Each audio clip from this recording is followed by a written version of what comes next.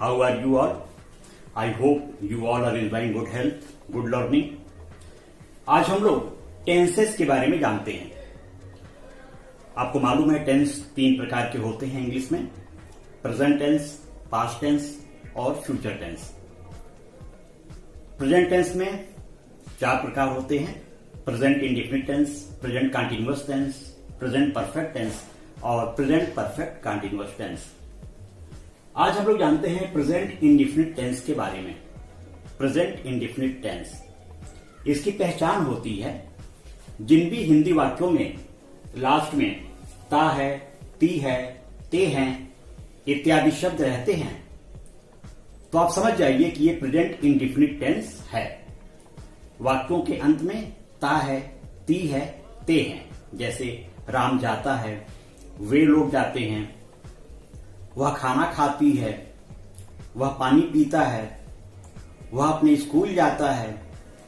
तो वाक्यों के लास्ट में ता है, ती है, ते है इत्यादि शब्द रहते हैं तो वो प्रेजेंट इंडेफिनिट टेंस होता है।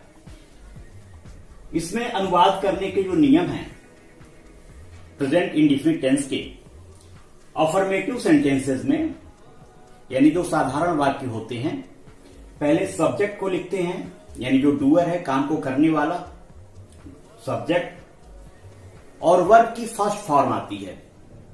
वर्ब की फर्स्ट फॉर्म यदि एक वचन करता है, यदि सब्जेक्ट सिंगुलर नंबर है तो वर्ब में यस या ईएस लग जाएगा। सब्जेक्ट प्लूरल नंबर है तो वर्ब में यस या ईएस नहीं लगेगा। इसके बाद ऑब्जेक्ट लिखते हैं और इसके बाद अदर वर्ड आता है।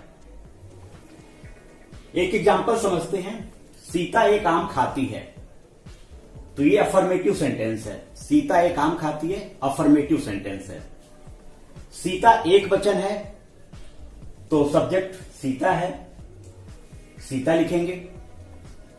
आम खाती है, एक आम खाती है, खाने की इंग्लिश होती है ईट, तो सीता एक वचन है तो ईएटी में एस लग जाएगा, सीता ईट्स।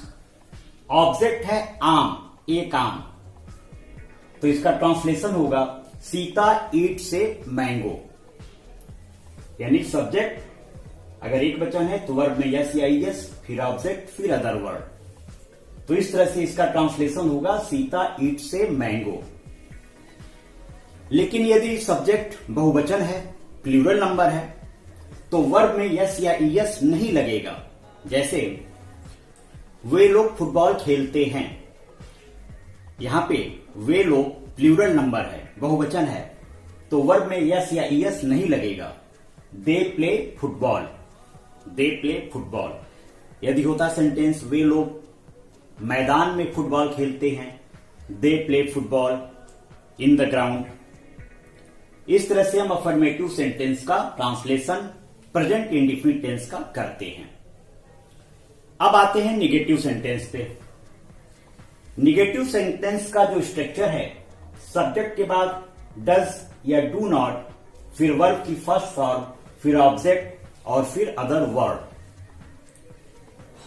सब्जेक्ट यदि एक वचन है तो डज नॉट लगेगा, सब्जेक्ट यदि बहुवचन है तो डू नॉट लगेगा। और दोनों ही कंडीशन में, चाहे सब्जेक्ट प्लूरल हो चाहे सब्जेक्ट सिंगुलर हो, वर्ब की फर्स्ट फॉर्म आएगी, ऑब्जेक्ट आएगा और अदर वर्ड आएगा। जैसे सीता एक आम नहीं खाती है, सीता एक आम नहीं खाती है, तो हम इसका बनाएंगे Sita does not eat a mango, Sita does not eat a mango. यदि ये बहुवचन होता, वे लोग फुटबॉल नहीं खेलते हैं, वे लोग फुटबॉल नहीं खेलते हैं, तो they do not play football, they do not play football. इस तरह से इंट्रोगेटिव सेंटेंसेस को देखते हैं। इंट्रोगेटिव सेंटेंसेस में जो डब्ल्यू वाले शब्द होते हैं, जैसे what, which, where, whom, who, whose, ये यदि सेंटेंस में है तो इसकी इंग्लिश सबसे पहले लिखते हैं। इसके बाद डू या डज, यदि प्लूरल नंबर सब्जेक्ट है तो डू लिखते हैं, सिंगुलर नंबर सब्जेक्ट है तो डज लिखते हैं। फिर सब्जेक्ट, वर्ब की फर्स्ट फॉर्म, फिर ऑब्जेक्ट, फिर अदर वर्ड और लास्ट में क्वेश्चन वर्ड लगा देते हैं। जैसे सीता एक आम क्यों खाती है, यदि सेंटेंस होता सीता एक आम क्यों खाती है,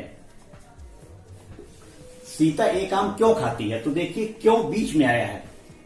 जो डब्ल्यू वाला शब्द है उसकी इंग्लिश सबसे पहले लिखेंगे, तो इसका ट्रांसलेशन होगा why does Sita eat a mango, why does Sita eat a mango. Why के बाद डज लगाए क्योंकि सीता एक वचन है। इसी तरह से यदि होता वे लोग फुटबॉल कब खेलते हैं, वे लोग फुटबॉल कब खेलते हैं। अब यहां पे कब व्हेन आया हुआ है, तो व्हेन की इंग्लिश पहले लिखेंगे। When do they play football, when do they play football.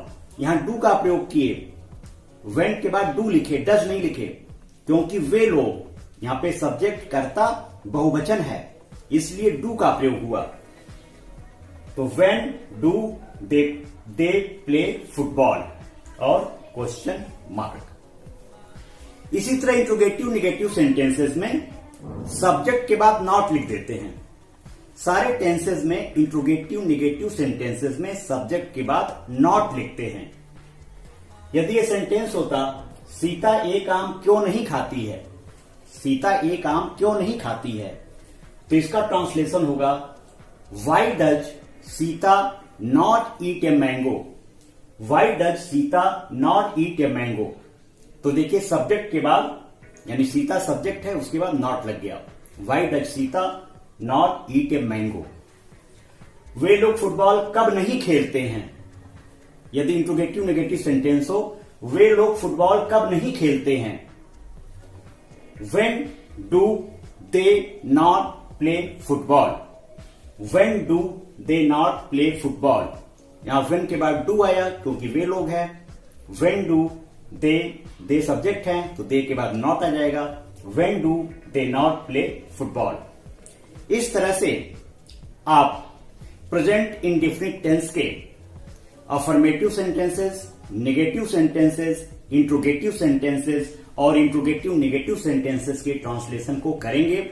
Structure यहां पे लिखा हुआ है, इसको आप कॉपी पे उतारेंगे, कॉपी पे इसे लिखेंगे, स्ट्रक्चर को बहुत अच्छे से लिखेंगे और जितने भी एक्सरसाइजेस बुक में दिए हैं उसको ट्रांसलेट करेंगे।